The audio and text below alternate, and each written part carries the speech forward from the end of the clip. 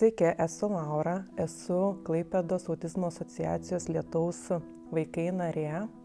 Pati auginu autistišką sūnų ir norėčiau iš tikrųjų su jumis šiandieną pasidalinti apie brolį Benediktą ir apie Vilties miestą, nes man kaip mamai tai yra svarbu. Aš prieš 2-3 metų persikėliau gyventi Klaipėdą ir čia iš tikrųjų atradau didžiulę paramą, ko, sakykime, anksčiau tikrai nebuvo. Mano sūnus lanko penktadienio užsiėmimus Vilties mieste su kitais vaikučiais turinčiais autizmo spektro sutrikimą.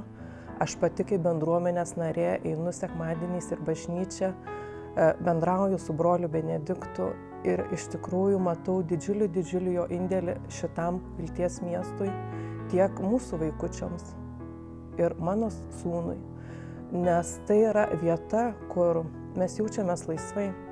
Ir per sekmadienio mišias ir po, sakykime, sekmadienio mišių aš matau, kaip brolis Benediktas kiekvieną iš mūsų išlydi, pasisveikina, apkabina. Vaikučiai bažnyčioje, jie laksto, jie kartais ir šūkauja, ir dūksta, ko tikrai kitose bažnyčiose dažnai nepamatysi, nes yra tam tikros taisyklės, o čia vaikai jaučiasi laisvai, kaip ir jų tėvai, kaip ir aš, kur ne visada esu priimta kitur, bet tiek aš, tiek mano vaikas čia yra priimti.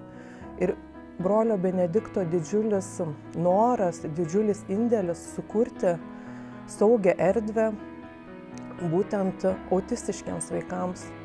Ir ne tik vaikams, bet tie vaikučiai, kurie jau sulaukia pilnametystės, kurie iš esmės neturi kur eiti ir gali tapti našta tėvams, jo yra didžiulė vizija ir didžiulis noras, ir ne tik noras, bet ir daromas projektas, kad čia būtų pastatytas žolelių fabrikas tam, kad vaikai galėtų dirbti čia, galėtų patys save išsilaikyti, patys savimi pasirūpinti. Ir kaip brolis Benediktas kažkada juokavo, kad tiesiog gal ir senatvėje išlaikyti savo tėvus, tačiau nebūti jiems našta. Dėl to man labai svarbu, kad brolis Benediktas liktų čia Klaipėdoje, liktų mūsų bendruomenėje. Ir aš kaip pakankamai naujas bendruomenės narys, man tai yra didžiulė šviesa, didžiulis gėris ir priėmimas, betarpiškas priėmimas manęs, mano vaiko.